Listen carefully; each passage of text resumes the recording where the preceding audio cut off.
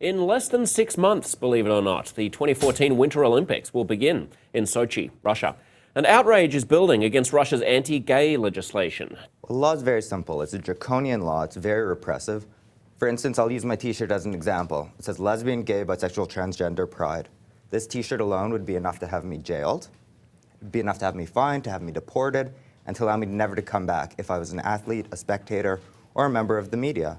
And it's an absolute travesty. They would call this propaganda against young people. So there are a couple of things to object to here, obviously. There's the impact that this law might have on people who are travelling to participate in the Games and people who are travelling to look at the Games. As you say, foreigners can be detained for 14 days without trial, without anything. Then they can be deported simply for spreading pro-gay propaganda, which could be as simple or innocuous as holding hands or as showing a rainbow flag. And then the other consideration, of course, is what this means for people who are inside Russia, Russians themselves. Of course, and that's the real concern, because the Olympics is only going to be a 2-week period. What happens for years and years afterwards is the real concern for us. And just talk to us about what's going on the ground in Russia. I mean, obviously, Russians themselves, LGBT Russians, aren't going to be deported because they're Russian, but they suffer a systematic kind of abuse, the likes of which we haven't seen in quite a while. Absolutely. It's very repressive, this law, and it's also inciting violence. First comes words, then comes violence, and we're seeing violent crimes increase against LGBT people. Is there any good way of keeping track of this?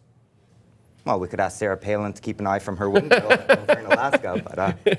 You know what I mean? In a repressive society where it seems like the cops and also the government themselves are in on the game, are there good foreign organizations that are able to, I guess, track what's going on? Well, we have to use the Olympics as an opportunity. Businesses have an opportunity to speak out against what's happening. They should be doing it also for their client base, their LGBT clients. They have an opportunity to really speak out and make a difference and try to help change some of the laws. And as organizations and as athletes and as people going there, to use the Olympics as a stage to make sure LGBT people get known and are better known by the people for who they really are: brothers, sisters, sons, daughters, neighbors, co-workers, athletes, and patriots. I know that one question that's been raised is how do we approach the Olympics? I want to just make very clear right now, I do not think it's appropriate to boycott the Olympics. We've got a bunch of Americans out there who are training hard, who are doing everything they can to succeed.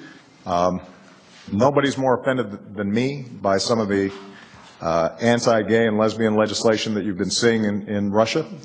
But as I said just this week, I've spoken out against that, not just with respect to Russia, but a number of other countries where we continue to do work with them, but we have a strong disagreement on this issue.